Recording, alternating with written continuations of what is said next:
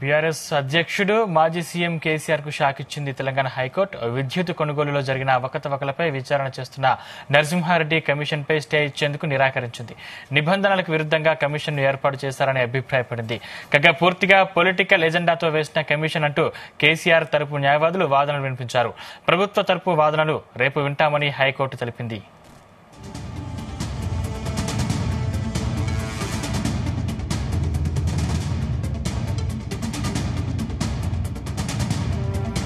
BRS అధ్యక్షుడు మాజీ CM KCR కు షాక్ ఇచ్చింది తెలంగాణ హైకోర్టు. విద్యుత్ కొనుగోలులో జరిగిన అవకతవకలపై విచారణ చేస్తున్న నరసింహారెడ్డి కమిషన్ పై స్టే ఇచ్చేందుకు నిరాకరించింది. నిబంధనలకు విరుద్ధంగా కమిషన్ ఏర్పాటు చేశారని అభిప్రాయపడింది. కాగా పూర్తిగా పొలిటికల్ ఎజెండాతో వేసిన కమిషన్ అంటూ కేసీఆర్ తరపు న్యాయవాదులు వాదనలు వినిపించారు. ఇదే అంశానికి సంబంధించిన మరిన్ని పూర్తి డీటెయిల్స్ మా క్రైమ్ బ్యూరో చీఫ్ రవితేజ అందిస్తారు. రవితేజ, విద్యుత్ కొనుగోలు అంశంపై తాజాగా మాజీ సీఎం కేసీఆర్ హైకోర్టుని ఆశ్రయించి తనకు ఇచ్చినటువంటి ఈ నోటీసుల విషయాల్లో కానీ రాష్ట్ర ప్రభుత్వం ఏర్పాటు చేసినటువంటి కమిషన్ కానీ రద్దు చేయాలంటూ మాత్రం హైకోర్టులో తన అభ్యంతరాలు వ్యక్తం చేస్తూ ఈ పిటిషన్ దాఖలు చేయడం జరిగింది. ఈ రోజు విచారణ వచ్చిన తర్వాత ఇటు కేసీఆర్ తరఫున న్యాయవాదులు కూడా క్లియర్ గా తమకున్నటువంటి అభ్యంతరాలు జరిగినటువంటి వాస్తవాలన్నీ కూడా ఈ రోజు కోర్టు ముందు ప్రొడ్యూస్ చేయడం జరిగింది. కోర్టు ఇటు కేసీఆర్ తరఫున న్యాయవాది వాదనలు విన్న తర్వాత రేపు ఈ కేసుకి సంబంధించినటువంటి విచారణ జరిపిస్తామంటూ కూడా ఈ కేసు రేపటికి వాయిదా వేసినట్టుగా తెలుస్తుంది. ఈ రోజు జరిగినటువంటి ఈ విచారణలో అనేక అంశాలు ఈ రోజు ప్రస్తావనకు తీసుకొచ్చారు. విద్యుత్ కొనుగోలు అక్రమాల ప్రాజెక్టుల నిర్మాణంపై ప్రభుత్వం ఏర్పాటు చేసినటువంటి జ్యుడిషియరీ కమిషన్ ఏర్పాటుని సవాల్ చేస్తూ కేసీఆర్ హైకోర్టులో ఈ రెడ్ పిటిషన్ దాఖలు చేయడంతో ఆ పిటిషన్ ఈ రోజు విచారణకు వచ్చింది. జ్యుడిషియల్ కమిషన్ ఎంక్వైరీ చేస్తే తప్పేంటంటూ కూడా పిటిషనర్ ను ప్రశ్నించినట్టుగా కూడా సమాచారం అందుతుంది. ఆ ఎంక్వైరీ రిపోర్ట్ వచ్చిన తర్వాత దాన్ని అసెంబ్లీలో ప్రవేశపెట్టాక దీనిపై చర్చించవచ్చు కదా అంటూ మాత్రం హైకోర్టు ఈ విషయాన్ని మరోసారి గుర్తు చేసింది.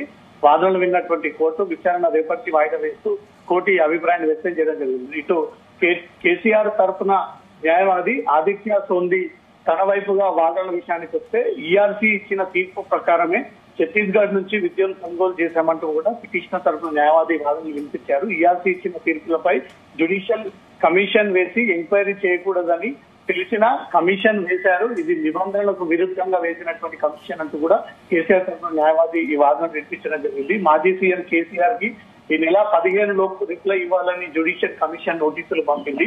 కేసీఆర్ నోటీసులకు రిప్లై ఇచ్చే లోపే ఈ నెల 11వ తేదీన జస్టిస్ నరసింహారెడ్డి ప్రెస్ మీట్ ఏర్పాటు చేసి ఆ ప్రెస్ మీట్ ఏర్పాటు చేసి గత ప్రభుత్వాలు తప్పులు చేసినట్టుగా కూడా ఈ కమిషన్ తరఫున జస్టిస్ నరసింహారెడ్డి ఆ విషయాన్ని మీడియా ముందు బహిర్గతం చేయడం జరిగింది. కేసీఆర్ ని టార్గెట్ చేస్తున్నట్టుగా ప్రెస్ మీట్ లో జస్టిస్ నరసింహారెడ్డి మాట్లాడాలని కూడా కోర్టు దృష్టికి తీసుకెళ్లడం జరిగింది. Bhadradri project sub critical project కింద నిర్మాణం చేశామని తప్పుపడుతున్నారు కానీ దేశవ్యాప్తంగా చాలా ప్రాజెక్టులు సబ్ క్రిటికల్ మోడ్ లో నిర్మించారు అనే విషయాన్ని కూడా ఈ రోజు గుర్తించడం జరిగింది. కమిషన్ పై రేపటి వరకు స్టే కోరిన కేసీఆర్ తరపు న్యాయవాది స్టే ఇచ్చేందుకు మాత్రం హైకోర్టు నిరాకరించినట్టుగా సమాచారం అందుతుంది. నిబంధనలకు విరుద్ధంగా కమిషన్ ఏర్పాటు చేశారనేది మాత్రం స్పష్టంగా రెండోసారి కూడా ఈ విషయాన్ని గుర్తుకు రావడం జరిగింది. కమిషన్ ఇచ్చిన నోటీసులు రిప్లై ఇచ్చేందుకు జూన్ 15 వరకు సమయం ఉన్నా అప్పటి వరకు ఆగాల్సినటువంటి కమిషన్ జూన్ 11వ తేదీనే ప్రెస్ మీట్ పెట్టేసి తప్పు చేసినట్టుగా కూడా డిక్లేర్ చేయడం జరిగింది. జూన్ 19న